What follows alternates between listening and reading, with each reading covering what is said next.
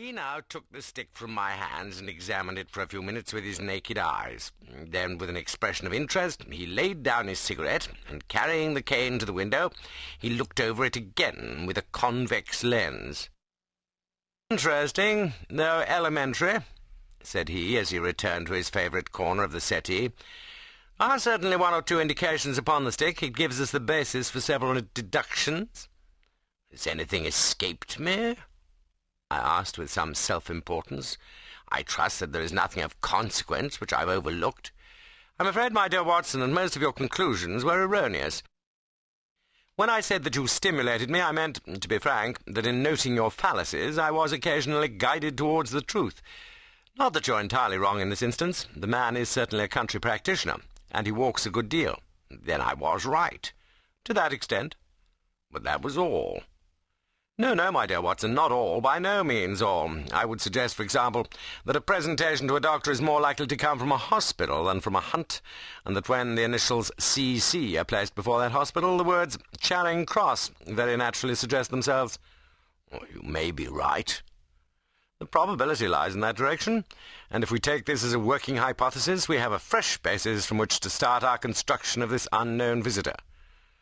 Well, then, supposing that CCH does stand for Charing Cross Hospital, what further inferences may we draw?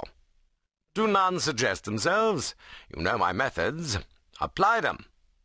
I can only think of the obvious conclusion that the man has practised in town before going to the country. I think that we might venture a little farther than this.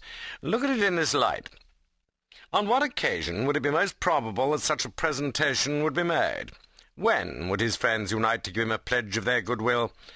Obviously, at the moment when Dr. Mortimer withdrew from the service of the hospital, in order to start in practice for himself. We know there has been a presentation. We believe there's been a change from a town hospital to a country practice. Is it, then, stretching our inference too far to say that the presentation was on the occasion of the change? It certainly seems probable. Now, you will observe that he could not have been on the staff of the hospital, since only a man well established in a London practice could hold such a position, and such a one would not drift into the country. What was he, then? If he was in the hospital, and yet not on the staff, he could only have been a house surgeon or a house physician, little more than a senior student. And he left 5 years ago. The date is on the stick. So, your grave, middle-aged family practitioner vanishes into thin air, my dear Watson, and there emerges a young fellow, under 30, amiable, unambitious, absent-minded, and the possessor of a favourite dog, which I should describe roughly as being larger than a terrier and smaller than a mastiff. I laughed incredulously as Sherlock Holmes leaned back in his settee and blew little wavering rings of smoke up to the ceiling. "As to the latter part, I have no means of checking you," said I, "but at least it is not difficult to find out a few particulars about the man's age and professional career." From my small medical shelf I took down the medical directory and turned up the name. There were several Mortimers, but only one who could be our visitor. I read his record aloud. Mortimer James, MRCS, 1882, Grimpen, Dartmoor, Devon. House surgeon from 1882 to 1884 at Charing Cross Hospital, winner of the Jackson Prize for Comparative Pathology, with essay entitled Is Disease a Reversion?